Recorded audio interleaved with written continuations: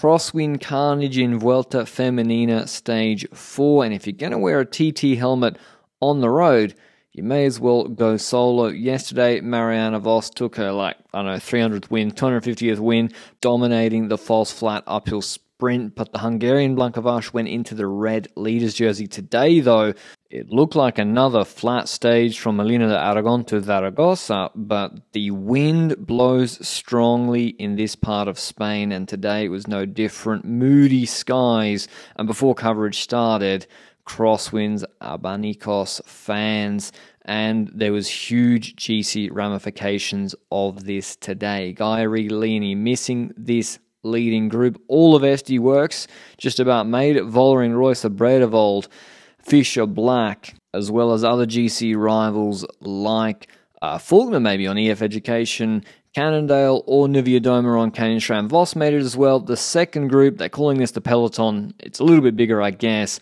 contained Gaia Rigolini and a lot of the Trek teams, so I presume they kept them back, like Chapman and Co, to try and bring her back. The photos show they did with Backstedt and Digan, they're trying to move her up the echelons, but she's not built for the crosswinds. Longo Borghini for them did make Group 1, who now becomes their real GC leader, so we'll probably see Riolini riding for her in the mountain stages coming up. And that group, it did get to within 39 seconds, but the group then, it's the best riders in the front who made it in the first place. They all roll through the whole time. The best rouleurs are there, Jackson, Faulkner, Royce.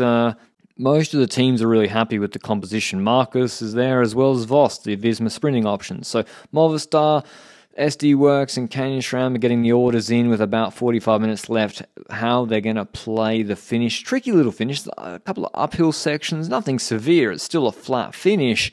But how are they going to play it? They got Vos in the group and she showed everybody a clean pair of heels yesterday. Will SD Works try and play numbers? They had Fisher Black make the group, which they got to be pretty happy about in the crosswinds. Will EF play numbers with Jackson, who won a sprint just before? Will they use Faulkner? Will she just do a lead out? The ghost went out of the group behind. They went out to 2 minutes, not to be seen again. So their GC's pretty much all done. At the intermediate sprint, the red jersey was up for grabs though. Bonus seconds on offer. Vos took the maximum there, and that meant she leapfrogged Vos actually in the red jersey ranking on the road. But then there's 10.64 at the finish, also available. 7.4 Ks to go. We see our first foray. First bit of action.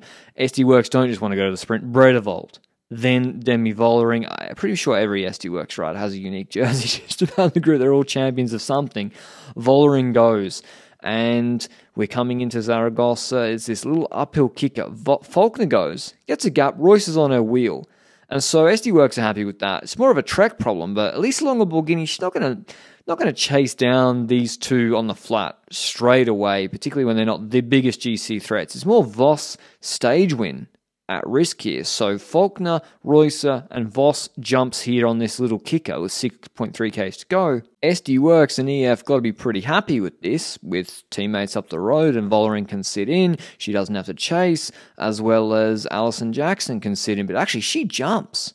Jackson was looking quite good on this climb. I think this is her next to Vos jumping around the outside, but when she sees that Royce has dropped, she lets up a little bit, or at least, the camera angle changes, but you can see she was coming across to Royce. Maybe she ran out of steam, but she just stops there. And then it's at least Longo Borghini has to come around the outside, and it looks like here, at least Longo Borghini, she's got Nuviadoma on the wheel, Vollering's there, best Ardennes rider. She'll close down Faulkner, no problem. She already just bridged 25 meters easily. But that last little bit, she never closes over the top here. Faulkner looks back, it's leveled off. If it had kept going uphill, I think Longo Borghini closes it. But Faulkner keeps the foot on the gas. The gap was a second at that point. It's still a second here. And she never lets her foot off the gas despite it looking like she was about to be caught. And she plays on the fact that why would Elisa Longo Borghini, who's already looking back once, why would she blow herself up with the other GC contenders, Nuviadoma and Vollering in the wheel, and being isolated from her teammates to chase down Faulkner? And eventually that gap opens up to 10 seconds very, very quickly. You can see Longoborghini deciding that herself. And there's two SD Works in this group. Maybe Vash could have counterattacked if she could. But it certainly means that Longoborghini's not just going to continue chasing the whole time with 3 GC riders right there. And so Faulkner was looking really, really good to go clear and win the second stage for EF Education Cannondale, particularly when Vos, that group with Marcus now pacing Vos back, was getting no help from Reusser because the Vollering group was still up the road. That group comes back together. Reusser attacks. Maybe instead of pacing, I guess the idea was SD Works still wanted to win the stage and not have Vos take the red jersey in a sprint away from Blanka Vash. And they were right there. Headwind final K, maybe 10 seconds, 8 seconds behind Kristen Faulkner. But Reusser pulls off. Faulkner's too good. We saw how good she was in Strade Bianche last year, where I think she was disqualified or something for the glucose patch. But once she got a gap, 1 second at the top was enough. She was able to take a huge stage win, no celebration as well, taking all the seconds possible. Baker actually second. Vos bike throws to take third. And yeah, huge win for EF Education Cannondale. They're having a fantastic week. 2 different riders. They played it perfectly in the final using the strengths of Faulkner today, and she takes a deserved win ahead of Baker, Vos, Vas, then Gutierrez, Van der Duen, Jackson, Schmulders, Lebu, and Reusser rounding out the top 10. Here's what Faulkner had to say after the stage. We came to try and win some stages, and we've already won 2.